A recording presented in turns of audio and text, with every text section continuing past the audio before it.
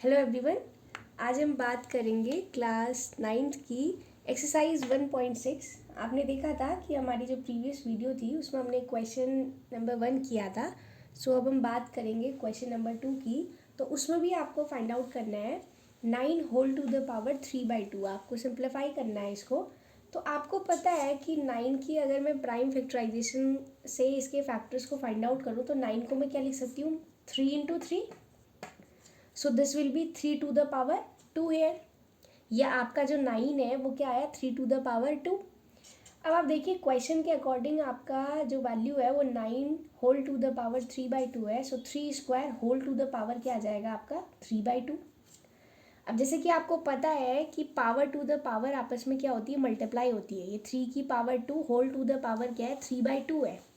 सो ये आपस में क्या होंगे, laws of exponent and power से आप लोगों को पता है। तो ये क्या हो जाएगा, 3 to the power 2 multiplied by 3/2। Because as you know that a to the power m whole to the power n is equal to a to the power mn। ये दोनों आपस में मल्टीप्लाई हो जाते हैं। ये laws of exponent and power की property आपकी। सो नाउ आपको पता है कि 2 से ये 2 क्या हो जाएगा, कैंसिल। सो ये क्या आ जाएगा, 3 to the power 3। 3 to the power 3। अब आप देख लीजिएगा क्वेश्चन में आपको जो है अगर पावर के टर्म्स में लिखना है तो आप इसे ऐसे ही रहने देंगे। अदरवाइज आप इसको सिंप्लीफाइड फॉर्म में भी लिख सकते हैं। आपको पता है किसी भी नंबर की पावर का मतलब होता है आप उस नंबर को उतने टाइम्स मल्टीप्लाई कर रहे हैं। सो 3 × 3 × 3। सो दैट विल बी 3 3 9 3 27। तो ये आपका क्या आ गया इसका आंसर। या फिर आप 3 to the power 3 भी लिख सकते हैं। नाउ क्वेश्चन नंबर 2 है आपका 32 होल टू द पावर 2/5। कल हम लोगों ने देखा था 32 को हम लोग क्या लिख सकते हैं, 2 to the power 5।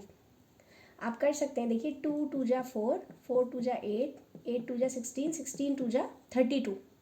सो 2 आपका 5 टाइम्स आ रहा है। So that means 2 to the power ही क्या आ गया आपका 5। 32 को मैंने क्या लिख दिया, 2 की पावर 5 के टर्म्स में। और होल में जो आपकी पावर चल रही है वो 2/5 चल रही है। So that will be equal to 2 to the power. अब देखिए फिर से ये पावर टू द पावर आ रही है तो पावर टू द पावर आपस में क्या होती है, मल्टीप्लाई। सो 5 इंटू क्या आ जाएगा, 2/5। 5 से 5 कैंसिल होगा। सो 2 to the पावर क्या आ गया आपका 2। And 2 to the power 2 means 2 × 2 that will B 4 air. या फिर आप इसको पावर के टर्म्स में लिखना हो तो आप इसे लिख सकते हैं 2 to the power 2। Now question number 3 16 whole to the power 3/4। 16 आप देखिए यहाँ से भी आप चेक कर सकते हैं। 16 को हम 2 की पावर 4 लिखते हैं। कैसे लिखते हैं, देखिए 2 2 जा 4, 4 2 जा 8, 8 2 जा 16। So this is 2 to the power 4 and whole to the power 3/4। फिर से वही laws of exponent and power अगर हम लोग यूज़ करें तो आपको पता है पावर टू द पावर जो है आपस में मल्टीप्लाई होता है। तो 2 to the power 4 multiplied by 3/4। 4 से आपका ये 4 कैंसिल हो गया। So this will be 2 to the power 3 is equal to 2 × 2 × 2। So that will be 8 here. तो आप आंसर 8 लिखें चाहे 2 to the power 3 लिखें, दोनों आपको जिस भी टर्म में लिखना हो आप लिख सकते हैं। नाउ सेकेंड क्वेश्चन का लास्ट पार्ट है आपका 125 होल टू द पावर -1/3। आपको पता है 125 5 to the power 3 होता है। कल के क्वेश्चन में भी हमने देखा था। अदरवाइज आप चेक कर सकते हैं। 5 5 जा 25, 25 5 जा 125। So this will be written as 5 to the power 3। And here whole to the power is -1/3। And again power to the power जो है आपका मल्टीप्लाई होता है। So 5 to the power 3 multiplied by -1/3। आपको पता है 3 से ये 3 कैंसिल होगा। सो 5 to the power -1। आप लोगों को पता होगा कि अगर आपका पावर में अगर जैसे यहाँ पर इस क्वेश्चन में आप देख रहे हैं 5 to the power -1 है। सो आप इसे क्या लिख सकते हैं, 1/5। Because laws of exponent in power में आपने पढ़ा होगा कि पावर्स को आप जो है न्यूमरेटर से डिनोमिनेटर अगर शिफ्ट करते हैं तो पावर पे जो साइन है वो आपका चेंज होता है। 5 to the power -1 है। So that means 1/5। सो आप 1/5 लिखें चाहे 5 to the power -1 लिखें, दोनों आंसर्स आपके क्या हैं, ठीक है। तो ये था आपका second part. Now question number 3। तो अब हम बात करते हैं क्वेश्चन नंबर 3 की, जिसमें आपको सिंप्लीफाई करना है।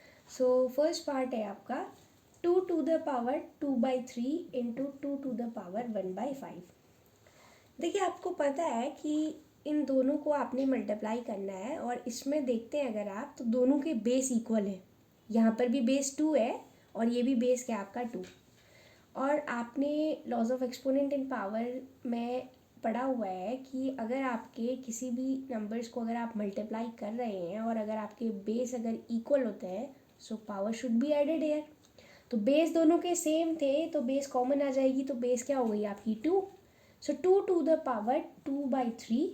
और ये देखिए बेस यहाँ पर भी 2 था, ये भी 2 था, तो 2 आपका बेस आ गया और पावर्स क्या हो जाएंगी ऐड। सो 2/3 प्लस क्या हो जाएगा आपका 1/5।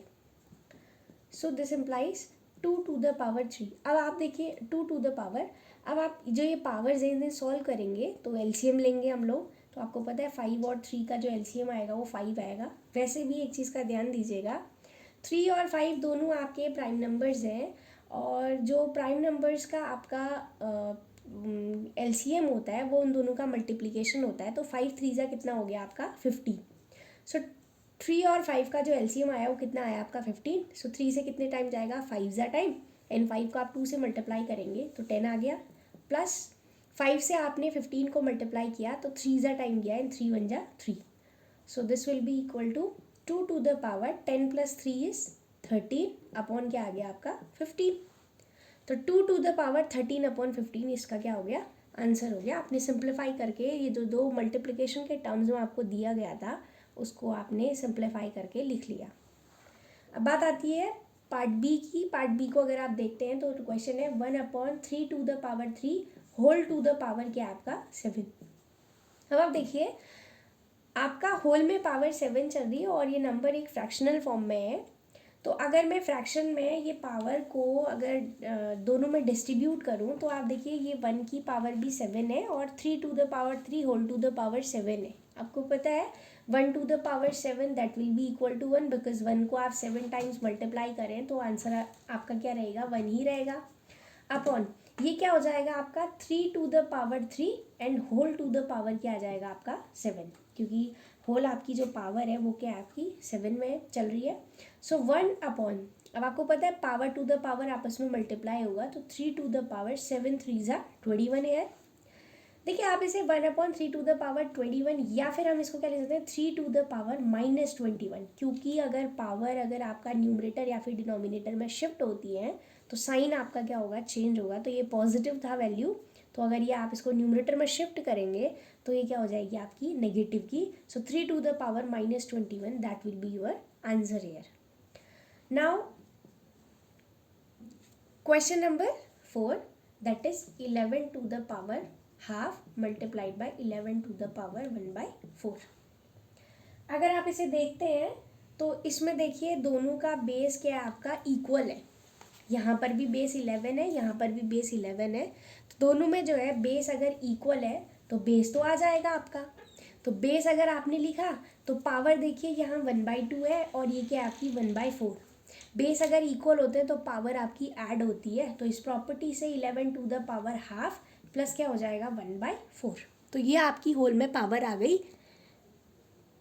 तो अब आप क्या करेंगे 11 टू द पावर, ये जो पावर्स थी आप इन्हें एलसीएम लेके सॉल्व करेंगे। अब आप देखिए 2 और 4 का एलसीएम आपको पता होगा कि 4 होगा। LCM is called least common multiple here, और 2 और 4 का लीस्ट कॉमन मल्टीपल 4 ही है ऑफकोर्स। 4 1 जा 4, 2 2 जा 4। 2 को आप 4 से डिवाइड करेंगे तो 2 जा टाइम जाएगा, सो 2 1 जा 2 प्लस 4 1 जा 4। So this will be equal to 11 to the power 2 + 1 is 3/4। तो ये आपका क्या आ गया answer, right. So now 7 to the power half into 8 to the power half. अब एक दूसरी प्रॉपर्टी अगर आप देखते हैं तो यहाँ पर इन दोनों नंबर्स को आपने मल्टीप्लाई करना है और दोनों के बेस क्या है अनइक्वल है। इक्वल नहीं है, यहाँ बेस 7 है और यहाँ 8 चल रहा है, बट दोनों की पावर सेम है। यहाँ पावर हाफ है और यहाँ भी पावर हाफ है। और आपको पता होगा कि अगर कभी भी बेस अनइक्वल होते हैं और पावर आपकी जो है सेम होती है तो पावर तो कॉमन है। सो मैं इसको क्या लिख सकती हूँ 7 × 8 whole to the power half, because power क्या है आपकी कॉमन पावर है यहाँ पर, तो ये दोनों आपस में मल्टीप्लाई होंगे and whole to the power half. So this implies 7 8 जा 56 whole to the power half. आपको पता है पावर हाफ का मतलब अंडर रूट होता है, सो अंडर रूट 56 आप लिख सकते हैं। आपको केवल इन क्वेश्चंस को पावर की फॉर्म में लिखना था और सिंप्लीफाई करना था। सो ये रहा आपका ओवरऑल एक्सरसाइज का सोल्यूशन और चैप्टर 1 आपका जो है कंप्लीट हो गया है। Thank you.